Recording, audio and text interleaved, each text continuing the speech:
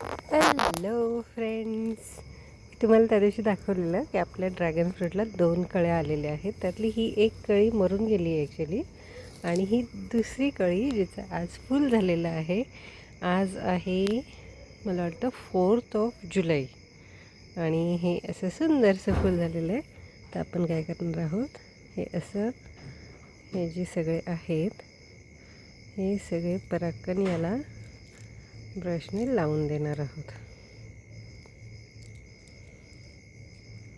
म्हणजे ही जी ट्यूब दिसते आहे तुम्हाला, यातने हे पराक्कन सगळे आतमध्ये जातील आणि याला फळधारणा होईल. हे पहा, असं छोटासा ब्रश घ्यायचा आणि हे असं लावून द्यायचं, आणि आपण हे फूल असं छानपैकी गोळा करून आणि बांधून टाकणार आहोत.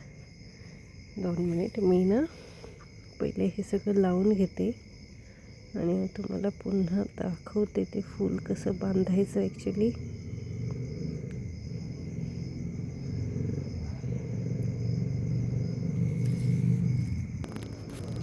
येस, तर आपण याप्रमाणे खूप सारे त्याचे पराक्कन, हे जे छोटे छोटे आहेत ना, यावर त्याचे पराक्कन आहेत. आणि ही जी ट्यूब आहे, हे जे मेन जे हे दिसतं आहे ते फुलामधलं, तर त्यातनं ते पराक्कन आतमध्ये जाऊन, हे पाही अशी ट्यूब दिसते आहे, तर ती असं, हे पाही ट्यूब दिसते आहे का तुम्हाला? ही ट्यूब आहे ना, यातनं ते पराक्कन आतमध्ये जाऊन आणि त्याची फळधारणा होते.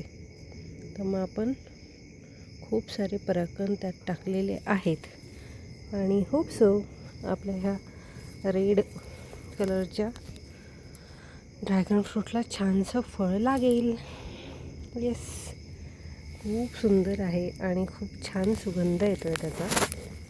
हे पहा, तुम्ही बघू शकत असाल, खूपच सुंदर फूल उमललं. हे ना थोडं थोडं ॲक्च्युली त्या याच्यासारखं दिसतं, ब्रह्मकमळ आपण जे म्हणतो ते ॲक्च्युली ब्रह्मकमळ नसतं, परंतु त्यासारखंच दिसतं, आणि तसाच काहीसा सुगंध येतो आहे. खूपच छान आहे. थँक्यू.